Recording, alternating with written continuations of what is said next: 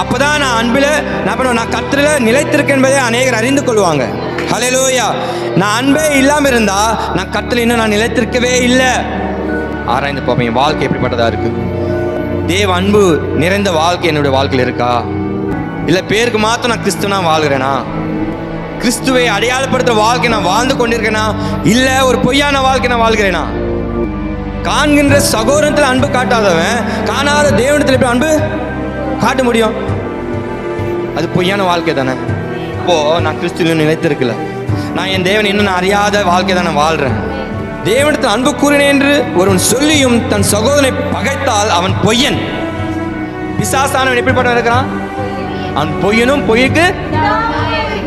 அப்போ என் உண்மையாக என்னிடத்துல அன்பு இல்லைன்னா அப்போ நான் யாருடையவனா இருக்கிறேன்? அப்போ அன்பு நம்முடைய வாழ்க்கையில நம்ம நியாயம் தீர்க்கிறதா இருக்கிறோம்.